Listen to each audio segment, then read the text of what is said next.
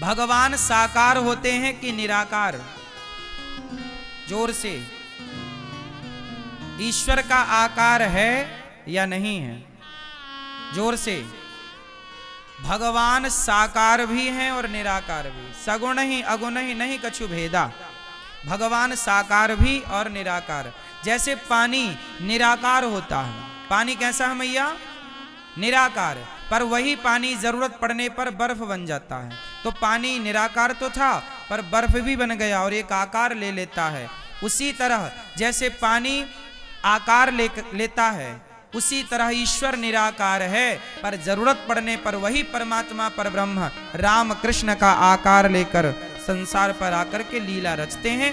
तो वही निराकार साकार राम कृष्ण बन करके प्रकट हो जाते हैं। आखिरी सवाल, धर्म कम शरणम गतः। धर्म किसकी शरण में गया? तो धर्म सत्य की शरण में गया। भगवान के अवतार कितने हैं? 24। क्यों मैया? भैया लोग बताएंगे हमारे कितने अवतार हैं भगवान के? क्यों भगवान कितने होते हैं? ये सफेद कुर्ता वाले हमारे दादाजी बताएंगे, पीछे वाले सफेद शर्ट वाले कुर्ता वाले। बताओ भैया भगवान कितने हैं? उंगली उठा के बताओ। 1 2 3 4 5। जितने भगवान है उतनी उंगली उठाओ।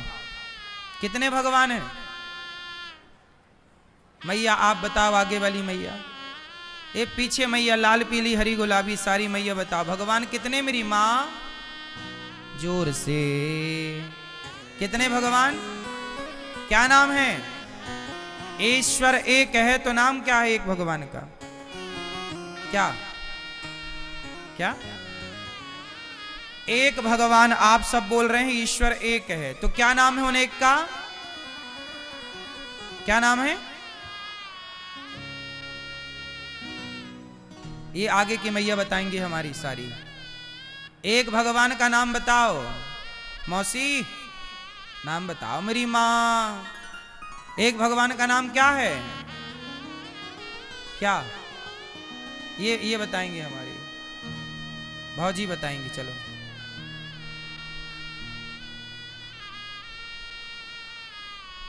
क्या नाम है? हैं? एक भगवान का नाम है वही एक ईश्वर जिन्हें आप भगवान श्रीमन नारायण कहते हैं। भगवान एक, नाम नारायण, उन्हीं का नाम है कृष्ण। हमारे भगवान नारायण के कितने नाम हैं? अनेक। अनेक रूप रूपाय विष्णवे प्रभु विष्णवे। हमारे एक भगवान अनेक रूप लेते हैं। क्यों? अब जरा मुझे एक प्रश्न का उत्तर आप लोग दो। भगवान को अनेक रूप लेने की, अनेक अवतार लेने की क्या जरूरत पड़ गई? क्या जरूरत थी? एक ही अवतार से ना काम हो जाता, अनेक अवतार की क्यों जरूरत पड़ी? तो इस प्रश्न का उत्तर ध्यान से सुनो। भगवान को अनेक अवतार क्यों लेना पड़ा, इसकी एक कथा है। कहो तो सुना दूं आपको। किस किस को सुनाऊं? आवाज आ रही है ना? ठीक है, सुनो। ए भैया, बाबू भैया, क्या देख रहे हो? मोबाइल हैं?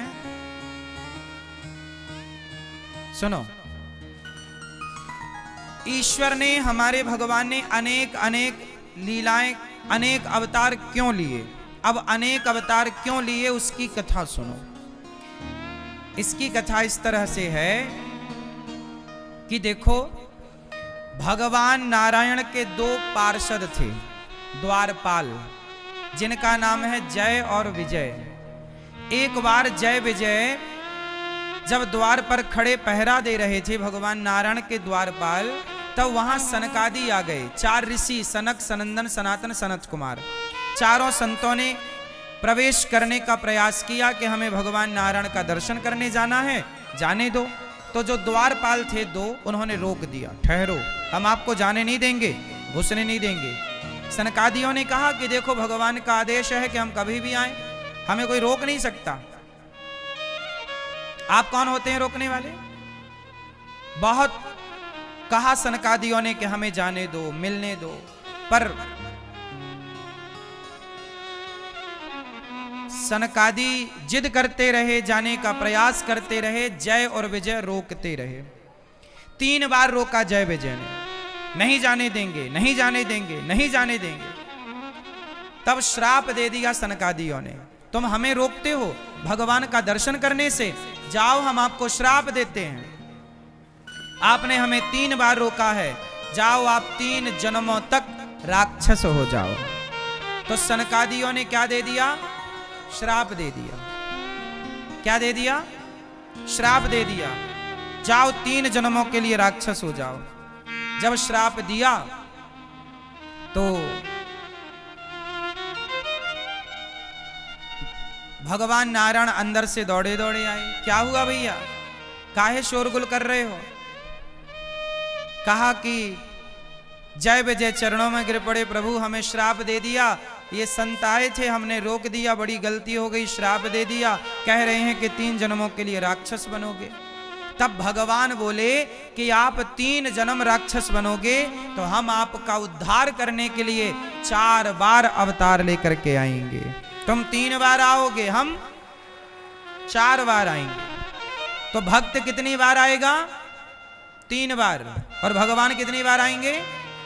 भक्त कितनी बार आएंगे? 3 बार। और भगवान, अब हुआ क्या कि 3 जन्मों का श्राप मिल गया जय और विजय को। वही जय विजय एक बार हिरण्याक्ष हिरण्यकश्यपु बने, एक बार रावण कुंभकर्ण बने, और एक बार शिशुपाल और दंतवक्र बने। अब बताओ कि भगवान ने बोला कि मैं 4 बार अवतार लूंगा, तो 4 बार एक ही अवतार नहीं ले सकते थे ना, अलग अलग अवतार लेना पड़ा। उदाहरण के लिए समझो, जैसे हिरण्याक्ष नाम के दैत्य ने पृथ्वी को पानी में छिपा दिया, तो उस समय किसका अवतार हुआ? पृथ्वी की स्थापना करने के लिए भगवान ने किसका अवतार लिया? वाराह। हिरण्याक्ष को मारा और वाराह भगवान ने पृथ्वी की स्थापना की, क्योंकि वाराह अवतार से जो काम हो सकता था तो वो वाराह अवतार से ही होता। फिर दूसरी बार क्या हुआ? प्रहलाद के कहने से भगवान ने खंबे से अवतार लिया, खंबा तोड़कर। क्या अवतार था वो? नरसिंह अवतार। कौन सा अवतार था? अब एक बात बताओ कि जहां नरसिंह अवतार की जरूरत थी वहां क्या 12 अवतार लेकर आते तो काम चल जाता? उत्तर दो। प्रहलाद के पिता ने वरदान मांगा था, मैं दिन के मरूं ना, रात के मरूं ना, आकाश में मरूं ना, पाताल में मरूं ना, अस्त्र से मरूं ना, शस्त्र से मरूं ना, मनुष्य से मरूं ना, किसी देवता से मरूं ना, जानवर से मरूं। तब भगवान ने हिरण्यकश्यपु को मारने के लिए स्पेशल अवतार लिया, नरसिंह। आधा नर आधा सिंह।